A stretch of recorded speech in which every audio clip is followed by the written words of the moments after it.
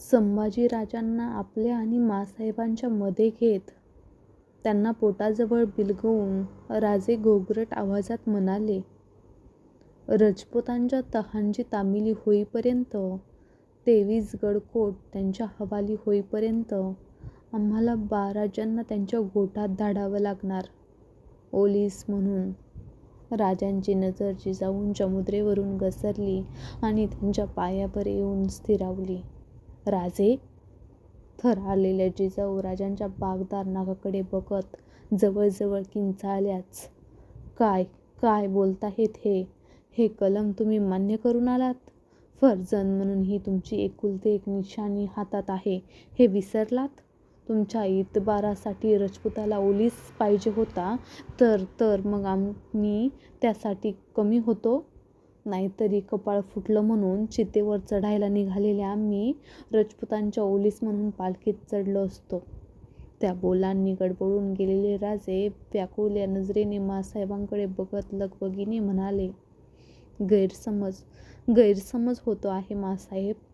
ही अट मिर्झा राजानं घातली. आम्हाला ती मान्य करण्याशिवाय इलाज उरला नव्हता.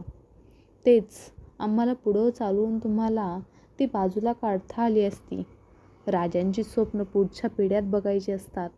त्यासाठी टाकावी लागलीच तर जुनी पिढी खर्ची टाकायची असते. उद्या मिर्झाच्या तळात महाराजांचं काही बरं वाईट झालं तर आम्ही कुणाच्या तोंडाकडे बघावं? उद्या आमचा म्हातारा श्वास सरकला तर स्वर्गीय आमच्या सुनबाईंना काय जाब द्यावा? जिजाबाई राजांच्यावर नजर रोखून बोलू लागल्या, माँसाहेब, धीर सोडू नये. मिर्झा राजानं बेल उचलून शपथ घेतली आहे. महाराजांच्या केसाला सुद्धा धक्का लागणार नाही राजपुतांच्या गोठात. मिर्झा जबानीचा सच्चा आहे. दगाच करायचा असता तर आम्ही त्याच्या भेटीला बेहत्यार गेलो होतो तेव्हा आमचाच केला असता. सगळीच माणसं हरामी नसतात माँसाहेब.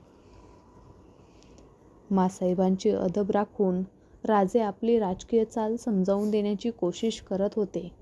पण संभाजीराजे ही जिजाऊंच्या शोषित श्रीमनाची नाजूक नातेबंदाची जिव्हाळी होती. खूप बघितलेल्या आणि भोगलेल्या जिजाऊंचा संभाजीराजे हा ठेवणीतला खास दागिना होता. शेलका साज होता. गळ्यातल्या तुटल्या मंगळसूत्राचा आघात त्यांनी कष्टाने पचवला होता. स्वारी शिकारीच्या घाईगर्दीसाठी आई भवानीचे श्रीचे राज्य उभे करण्यासाठी त्यांनी आपल्या हातांनी राजांना मावळ्याच्या दर्यादरडीत फेकले होते.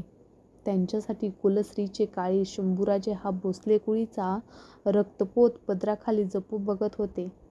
म्हणूनच जे त्या राजांच्या बाबतीत निर्धाराने करीत आल्या होत्या ते संभाजीराजांच्या बाबतीत करताना मात्र थरकून उठत होत्या.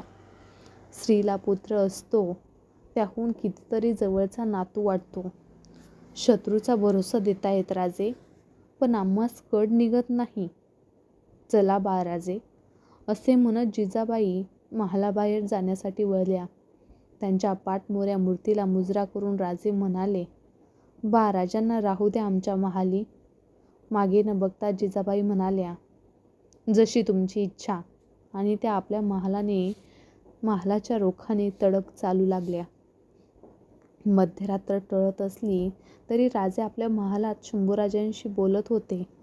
राजपुतांच्या गोठात पाळायच्या रीतीभातीच्या गोष्टी सांगत होते. मिर्झा राजांना दादाजी म्हणत चला.